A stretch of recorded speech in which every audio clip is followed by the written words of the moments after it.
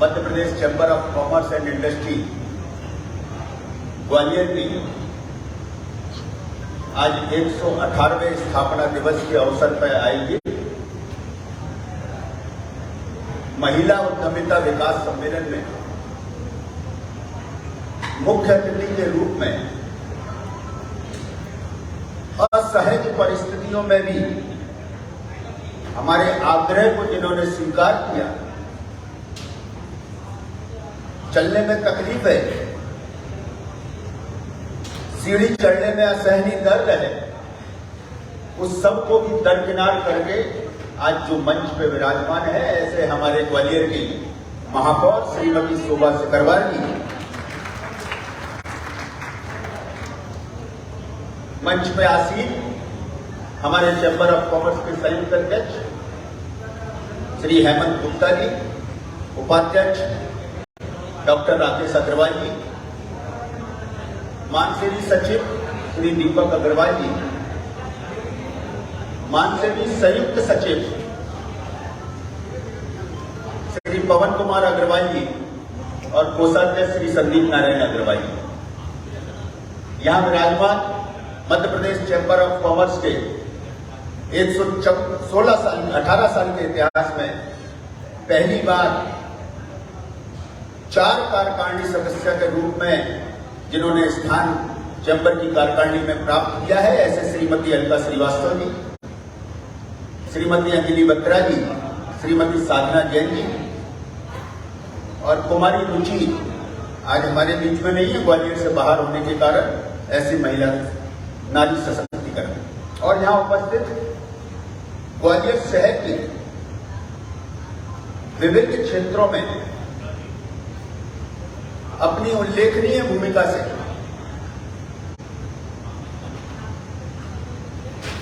इस नारी शक्ति को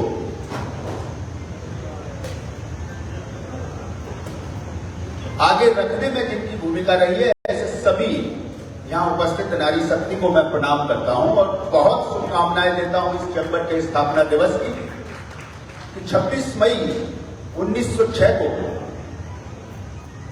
24 सदस्यों से ये प्रारंभ हुआ सिलसिला, जब चैम्बर ऑफ कॉमर्स की स्थापना सिंधिया राजवंश द्वारा की जा रही थी, तो शायद उन्होंने भी ये सपना नहीं देखा होगा कि 118 वर्ष बाद श्रीमती विजयाराजे सिंधिया सभागार में Madhya Pradesh chamber of commerce की टीम एक महिला उद्यमिता सम्मेलन करेगी और जिसमें इतनी अधिक संख्या में महिलाएं उपस्थित होंगी, ये सपना भी उन्होंने नहीं देखा होगा, ऐसा मुझे लगता है।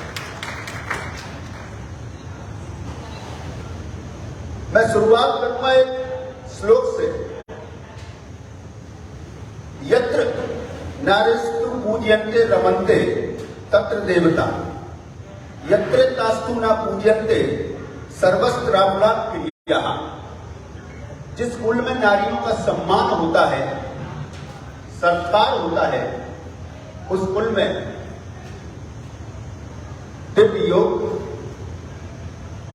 उत्तम संतान और समृद्धि वास करती है, और जहां ऐसा नहीं होता है वहां समृद्धि वास नहीं करती है। मानवीय सभ्यता के उद्यम का विकास में पुरुष और स्त्री दोनों का बराबरी से योगदान है,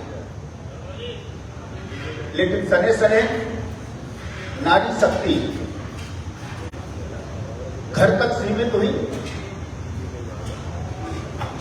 और घर के प्रबंधन में अपनी उसकी महत्वपूर्ण भूमिका रही। और मेरा ऐसा मानना है कि नारी से बेहतर प्रबंधन पुरुष नहीं कर सकता। एक पुरुष होने के बाद मैं ये बात कह रहा हूं, और इसलिए नहीं कह रहा हूं कि यहां नारियां अधिक और पुरुष कम है, तो मैं इसलिए कह रहा हूं, ये बात मैं दिल से कह रहा हूं कि एक नारी से अधिक प्रबंधन पुरुष नहीं कर सकता है, और नारी जो घर का प्रबंधन करती है उसके लिए उसको कोई वेतन भी नहीं मिलता है। लेकिन बढ़ती हुई महंगाई, विकसित संसाधन, महंगी शिक्षा और विलासिता के प्रति आकर्षण के कारण जो सपने हम देखते हैं, उन सपनों को पूरा करने में कहीं ना कहीं हमें आर्थिक अभाव महसूस होता है। यही एक चिंता का कारण Madhya Pradesh chamber of commerce की इस नई टीम का था। मैं धन्यवाद देना चाहूंगा पूरी टीम को, सभी पदाधिकारियों को, पूरी कार्यकारिणी समिति को, कि जिन्होंने इस विषय पर चिंतन किया और चिंतन करने के बाद यह तय किया कि देश की आधी आबादी अगर उद्यमिता के क्षेत्र में आगे लाने का काम शुरू किया जाए तो जो हमारे सपने हैं और उन सपनों को पूरा करने में हमारे माथे पे जो चिंता की लकीरें दिखती हैं, उन लकीरों को मिटाया जा सकेगा। ऐसा इस पूरे पदाधिकारी और कार्यकारिणी समिति ने तय किया और तय किया कि इस दिशा में हम आगे बढ़ेंगे। आज का ये कार्यक्रम इसको पूर्ण करने वाला नहीं है। आज के इस कार्यक्रम से कोई नया महिला उद्यमी के क्षेत्र में आके कल से उद्योग लगाने वाली नहीं है, ये हम जानते हैं। और इसीलिए ये तय किया कि आज का ये कार्यक्रम करके महिला उद्यमिता के क्षेत्र में हम शुभारंभ करेंगे और अपने पूरे कार्यकाल में निरंतर ये कार्य करते रहेंगे, जिससे निश्चित रूप से जब अगला स्थापना दिवस मना रहे होंगे तो हमारे बीच में यहाँ बैठी हुई कई लोग महिला उद्यमी के रूप में विराजमान होंगे। क्योंकि मेरा ऐसा मानना है कि आपको जो काम करना है उसकी चर्चा करते रहिए। चर्चाओं को विराम नहीं होना चाहिए और जिस विषय में आप निरंतर चर्चा करते रहेंगे आप उस मुकाम को आसानी से प्राप्त कर लेंगे, ऐसा भी मैं मानता हूं। इसीलिए आज केंद्र सरकार के एमएसएमई विभाग से, जिला उद्योग केंद्र से, स्किल डेवलपमेंट विभाग से उनके एक्सपर्ट को बुलाया गया और बुलाने के बाद उनसे अनुरोध किया गया कि आप सरकारों की योजनाओं को बताओ और आप सरकारों की योजनाओं को बताने का काम करें।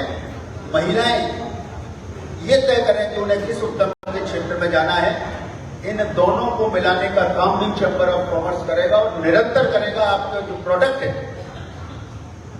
अब ये उद्योग कैसे लगाएं? उद्योग लगाने के लिए आपको कोई मशीनों की आवश्यकता नहीं है, घर से बाहर निकलने की आवश्यकता नहीं है। ये भी चैंबर की सोच है। आप घर में रहकर एक उद्योग स्थापित कर सकते हैं, घर में रहकर एक उद्योग चला सकते हैं जिसमें चैंबर आपकी मदद करेगा। वो कैसे? मैं बहुत सारे महिलाएं को मैंने देखा कि वो केक बहुत अच्छा बनाती है, कोई टॉफी बहुत अच्छा बनाती है। मैं एक कार्यक्रम में गया था, वहां मुझे पुष्प गुच्छ के रूप में जो दिया गया, मैंने देखा इसके अंदर फूल नहीं है और फूल नहीं है तो उसके अंदर जब मैंने देखा तो उसके अंदर हैंडमेड टॉफियां थी। मुझे लगा ये भी एक उद्योग बन सकता है। तो आपके अंदर जो हुनर है, आप केवल उस हुनर को आगे लाइए। उस हुनर को आगे लाने के बाद आप एक प्रोडक्ट घर में तैयार कीजिए, 1, 2, 4 केक तैयार कीजिए। उसकी तिथि भी मैं बताता हूं आपको। आप अगर ट्रॉफी बनाते हैं तो कुछ ट्रॉफी सैंपल के रूप में तैयार कीजिए। आप जो भी क्रिएटिविटी करते हैं, आप पेंटिंग अच्छा करते हैं, बढ़िया पेंटिंग तैयार कीजिए। इसी चैंबर भवन में, इसी सभागार में उस आपके हुनर का हम एक फेयर करेंगे। 2 दिवसीय उस फेयर में उसको ब्रांड के रूप में रखेंगे और एक दिन हमारे उस फेयर के अंदर आमंत्रित हमारे ग्वालियर शहर के व्यापारी होंगे। क्योंकि आप तो केक बना सकते हैं, आप तो बुके बना सकते हैं, लेकिन एक एक जगह जाके सप्लाई नहीं कर सकते। उसको सप्लाई कैसे होगा? वो सप्लाई करने के लिए हम ट्रेडर्स से कहेंगे कि अगर आप अपनी दुकान पे केक बेचते हैं तो ये केक भी रखिए, अगर आप अपने यहाँ बुके बेचते हैं तो ये रखिए, आप अपने यहाँ पेंटिंग बेचते हैं तो इनकी पेंटिंग रखिए। और जब वो अपनी दुकान को उस पेंटिंग केक या बुके को रखेगा और उसको ऑर्डर मिलेगा तो वो आपसे संपर्क करेगा और आप घर में ही बैठ के अन्य महिलाओं को साथ में लेकर एक उद्योग संचालित करेंगे। ये चैंबर का साथ है। इसके लिए आपको अगर कोई ट्रेनिंग की जरूरत भी पड़ेगी, चैंबर ऑफ कॉमर्स से वो ट्रेनिंग भी दिलाई जाएगी। इसके लिए आपको फंड की जरूरत पड़ेगी। मैं धन्यवाद करना चाहूंगा नागरिक सहकारी बैंक की फाउंडर चेयरमैन श्रीमती अनिता श्रीवास्तव जी। जब इसकी तैयारियों के लिए एक बैठक थी तो हमने कहा कि इसमें हमें इसके लिए चिंता करनी पड़ेगी कि इसके लिए फंड कहां से अरेंजमेंट करेंगे। तो उन्होंने स्वयं आगे आके कहा कि हमारी बैंक तो महिलाओं की बैंक है और हम इसके अंदर उन महिलाओं को फंड उपलब्ध कराएंगे जो महिला उद्यम के क्षेत्र में आगे आना चाहती है। जो अभी राजीव कुमार सिंह जी बता रहे थे कि इसके अंदर आपको सब्सिडी का भी प्रावधान है, तो सब्सिडी कैसे मिलेगी उसकी चिंता चैम्बर करेगा। आपको सिर्फ और सिर्फ इस दिशा में चिंता करनी है कि आप अपने हुनर को प्रोडक्ट मतलब कैसे तैयार करें, उसको प्रोडक्ट बनाने का, उसको ब्रांड बनाने का और उस ब्रांड को मार्केट दिलाने का काम चैम्बर ऑफ कॉमर्स करेगा। ये मैं आपको आज स्थापना दिवस के अवसर पर विश्वास दिलाता हूं। Madhya Pradesh chamber of commerce के इस 118 वर्ष के यात्रा में इस अवसर पर हमें उनको भी याद करना चाहिए जिन्होंने इस वातानुकूलित सभा में उत्कृष्ट संसाधनों के साथ हमको ये बात करने के लिए अवसर उपलब्ध कराए। हम पढ़ा करते हैं, हम सुना करते थे अपने पूर्वजों से कि एक समय था कि चैम्बर ऑफ कॉमर्स के पास स्टाफ को सैलरी बांटने के लिए पैसा नहीं होता। वो सदस्य उस समय के आपस में चंदा इकट्ठा करके स्टाफ को सैलरी दिया करते। चैम्बर ऑफ कॉमर्स के पास अपना ऑफिस नहीं होता था। पहले बाड़े के ऊपर चैम्बर ऑफ कॉमर्स चला करता था जहां रजिस्ट्रियां होती थी। उसके बाद जो स्टेट बैंक का अपेक्स बैंक है उसके ऊपर कहीं चैम्बर चला करता था। ये हमारे को इतिहास में लिखा मिला है। तो चैम्बर का ये संघर्ष इतना आसान संघर्ष नहीं रहा जितनी आज हम संपन्नता चैम्बर के अंदर देख रहे हैं। तो हम सब पूर्वजों को भी नमन करते हैं, उन सभी लोगों को नमन करते हैं जिन्होंने अपने तन मन और धन से इस चैम्बर को आगे बढ़ाने में अपना योगदान दिया और हमको ये अवसर उपलब्ध कराया। मैं अंत में अपने साथी पदाधिकारी श्री हेमंत गुप्ता जी, उपाध्यक्ष श्री राकेश अग्रवाल जी, मानसेवी सचिव दीपक अग्रवाल जी, मानसेवी संयुक्त सचिव पवन अग्रवाल जी और कोषाध्यक्ष संदीप नारायण अग्रवाल जी की ओर से आपको ये विश्वास दिलाना चाहता हूं कि महिला उद्यमिता के क्षेत्र में जो कार्य आज शुरू किया गया है, अगला जब इस 119वां स्थापना दिवस होगा तो आप में से बैठे हुए कम से कम 10 महिला उद्यम के क्षेत्र में आगे आए, ये हमारा प्रयास है। आज आप सब लोग पधारे, मैं आप सबका स्वागत करता हूं, वंदन करता हूं और अभिनंदन करता हूं और अपने चैम्बर सचिवालय का भी स्वागत वंदन अभिनंदन करता हूं कि आज लगातार ये दूसरा कार्यक्रम है और हम पूरी शिद्दत से और पूरे